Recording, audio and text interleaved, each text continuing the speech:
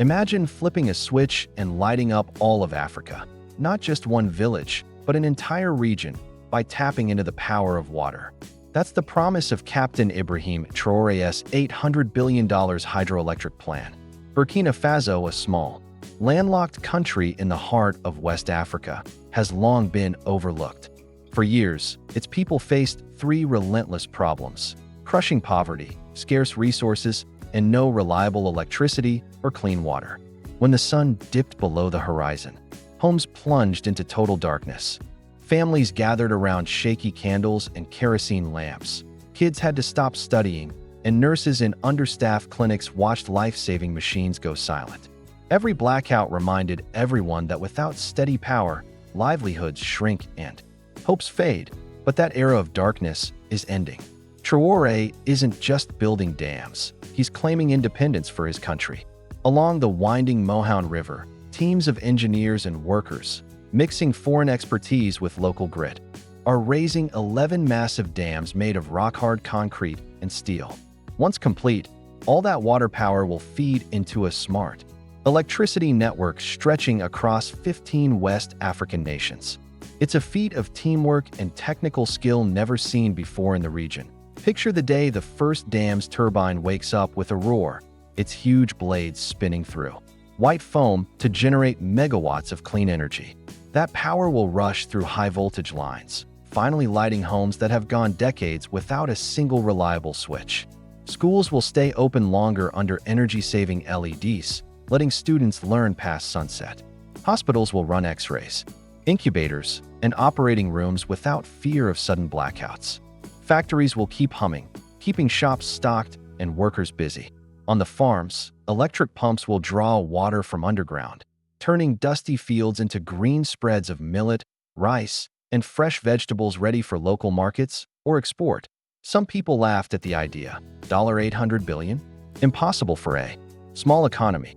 But Traore saw what others didn't. Rivers full of untapped power and a population eager to help build their own future. Instead of pleading with Western countries for loans loaded with strings, he reached out to Cuba, Iran, and Brazil. Their engineers joined Burkinabe teams side by side, sharing know-how in dam building, grid control, and clean energy research. These partnerships show a new Africa, one that picks its friends based on respect and shared goals, not old rivalries or hidden agendas. The TO understand why this matters so much. Look back at Burkina Faso's past. Independence from France in 1960 freed the nation from colonial rule, but real challenges remained. Open borders that encouraged smuggling, unpredictable rains that made farming a risky gamble, and power cuts so common that even the capital, Ouagadougou, went dark several nights a week.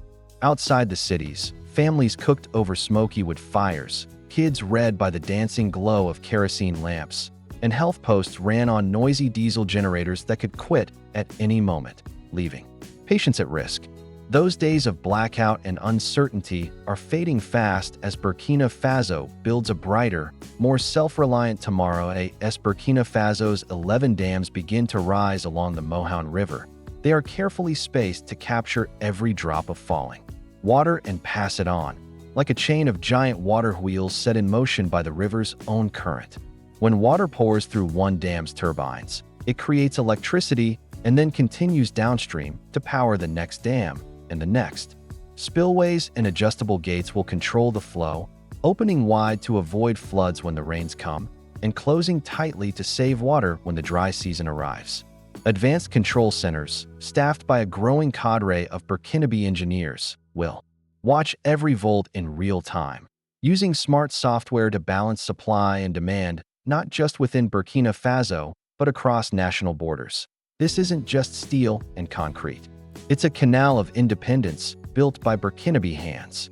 By choosing to build these dams themselves, by partnering equally with engineers from Cuba, Iran, and Brazil, and by training local workers to run and maintain every piece of equipment, Burkina Faso is sending a signal to every African nation. You don't need to wait for aid or foreign approval. True power, electric, economic, and political, comes from deciding your own future and doing the hard work to secure it.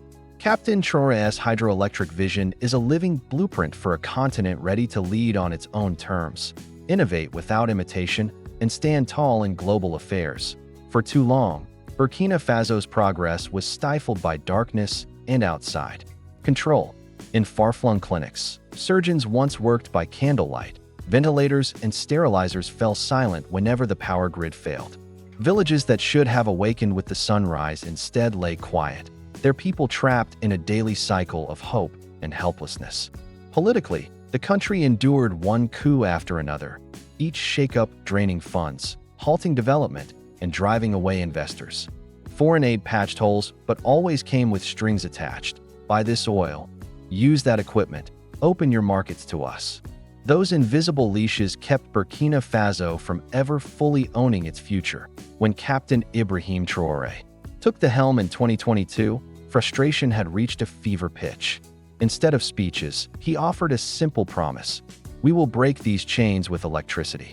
He saw each kilowatt as a key to unlocking Burkina Faso's true potential and sparking a West African renaissance.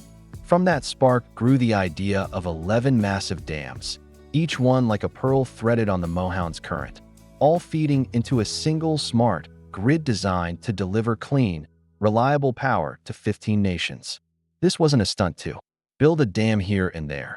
It was a carefully crafted network meant to work together 24/7 for decades. Unsurprisingly, skeptics laughed at the price tag. How could a modest economy pull off an $800 billion project? But Traoré refused to beg the West for loans with hidden conditions.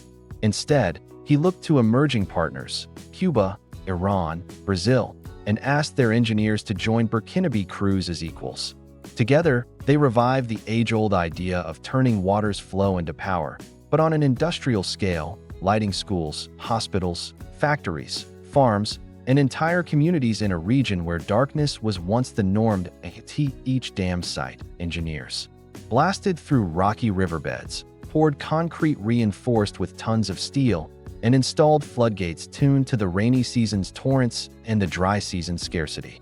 Sensors track water pressure, flow rates, and weather patterns, making sure surges are managed and every precious drop is saved for power generation. The result is a system that keeps electricity flowing no matter how unpredictable the climate. Yet the real magic happens in the grid's control centers, where AI-driven software weaves West Africa into a single power community. High-voltage lines, embedded with fiber-optic cables, connect dams to cities, towns, and villages across borders. When factories in Ghana fire up at sunrise, the grid shifts power automatically. When students in Togo switch on lights at night, the network delivers energy without a blink. If a section of the grid falters, solar farms and battery banks step in within milliseconds. Outages that once lasted hours, or even days, become things of the past. Thousands of Burkinabe workers, trained right on the construction sites, operate heavy machinery, fine-tune turbines, and write the software that runs it all. Every cable splice, every concrete pour, every control room console flick activated builds a new generation of local experts who will one day run West Africa's power systems without foreign help. These same teams will expand and improve the grid, ensuring that this revolution in energy stays in African hands. For Captain Traoré, electricity is not a gift from outside. It is a basic human right and the foundation of true independence. By harnessing the Mohound River's power, building his own nation's infrastructure, and choosing partners on equal footing, he has shown that real sovereignty comes from self-reliance. As the dams rise and the lights come on across villages, towns, and cities, Burkina Faso stands as a lighthouse to its neighbors and to the world, that the smallest nations can spark the biggest transformations when they decide to build their own future. When Ghana's factories roar awake at first light, the smart grid senses that surge in demand and instantly redirects megawatts so assembly lines keep humming without a single hiccup. When Togolese students flip on their LED lamps to wrestle with late-night algebra, the network makes sure they never see a flicker of darkness. All around the region, fields of solar panels stand ready as silent sentinels, harvesting sunshine by day and pouring extra power back into the system by night, so that blackouts become not a regular fact of life, but a thing of the past. This transformation isn't decades away. It's unfolding now, across rolling plains and dusty villages. In places that once fell into complete stillness as the sun set, children now gather under crisp, cool-toned LEDs to tackle homework they once had to abandon at dusk. Parents no longer worry about smoke-filled rooms or the health risks of smoky cooking fires. Understaffed rural clinics hum with steady power. Ventilators, X-ray machines, and essential sterilizing equipment all run quietly, enabling medical staff to perform life-saving procedures around the clock without the roar of diesel generators. In Cebu's busy markets, traders use smartphones to accept digital payments, reach new customers online, and manage stock in real time, no longer stalled by a sudden power cut. And out in Mopti's parched fields, farmers flip a switch on electric irrigation pumps to draw groundwater uphill, turning dusty plots into thriving rice paddies and vibrant tomato beds. Crops that once withered under weeks of dry heat now flourish in multiple seasons each year. The economic ripple effects are staggering. This surge of reliable power has sparked the largest jobs boom Burkina Faso has ever seen. More than 1.5 million people, from concrete pourers wielding shovels to steelworkers welding massive rebar, from software coders writing grid management algorithms to control room operators monitoring real-time data, are employed directly on the project. Young women who once faced no career prospects here are enrolling in engineering programs. Former seasonal laborers are earning certifications in turbine maintenance and predictive system analysis. Captain Traoré insisted on strict local hiring, quotas, and established vocational academies alongside construction camps, ensuring that each cement truck driver, each electrician, and each data analytics intern proudly carries the label Burkinabe. The sense of ownership and national pride is palpable. Every cable splice and every concrete pour is felt as a vote cast for the country's own brighter future. Global innovators are taking note, too.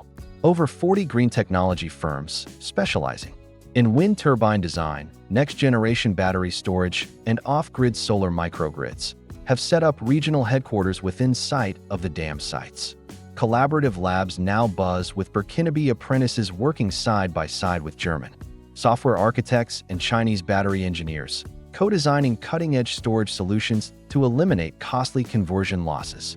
This flourishing ecosystem has earned the region the nickname Africa's Silicon Valley of Energy, a title that once would have seemed unimaginable for a country known primarily for its gold mines and dusty crossroads. Yet perhaps the most profound ripple is in agriculture. Thanks to round-the-clock electricity powering irrigation pumps and drip systems, farmers can now plant and harvest multiple crop cycles each year instead of just one.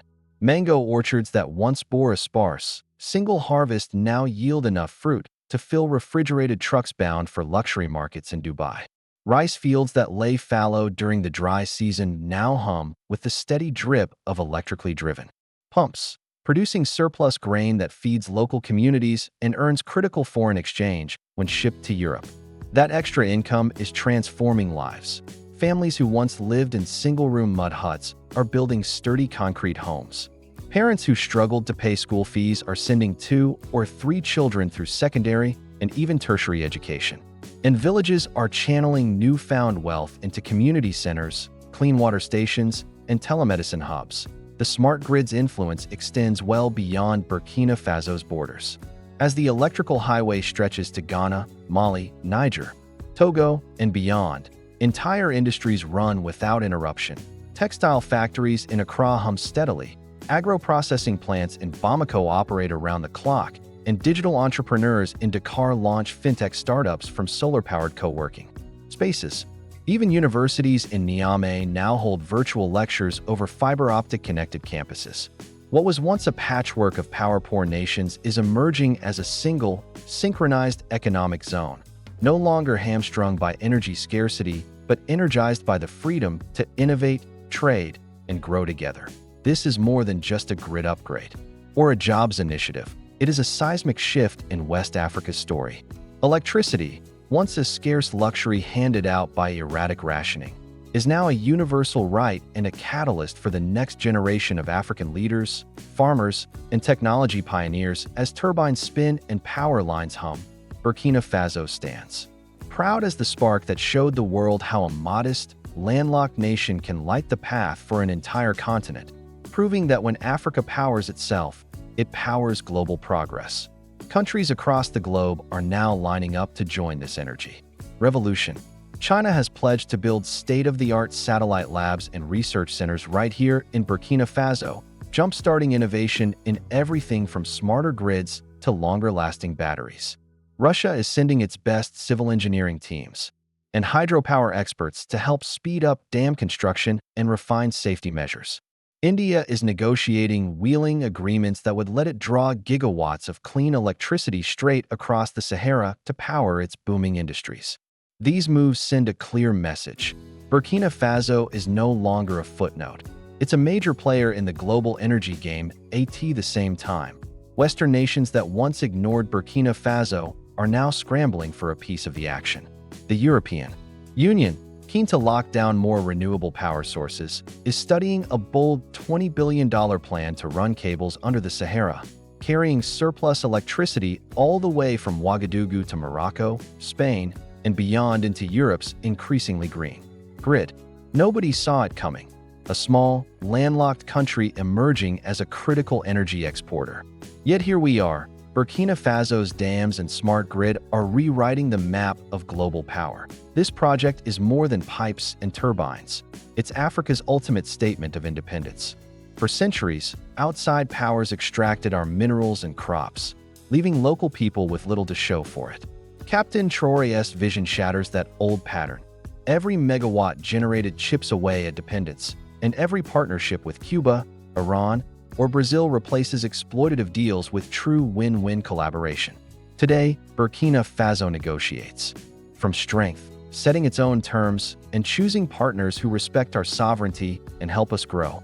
Make no mistake, this is a geopolitical earthquake. Traoré's $800 billion hydroelectric plan is not a vanity project. It's a legacy in the making. He didn't do it for awards or foreign praise. He did it to restore dignity, light up homes, power hospitals, and give every Burkinabe the tools to chase their dreams. He's proving that Africa won't wait for instructions. It will build its own future, megawatt by megawatt. Fast forward 10 years. High-speed electric trains will zip between Ouagadougou and Bobo Dioulasso in under 90 minutes, then on to Niamey and Bamako. Entire green cities will spring up, powered entirely by renewable energy, glass-walled. Apartments, ultra-efficient public buildings, and electric vehicle charging stations on every corner. Digital classrooms with satellite internet will prepare the next generation of tech innovators, and vertical farms and city towers will supply local food year-round, creating thousands of new jobs.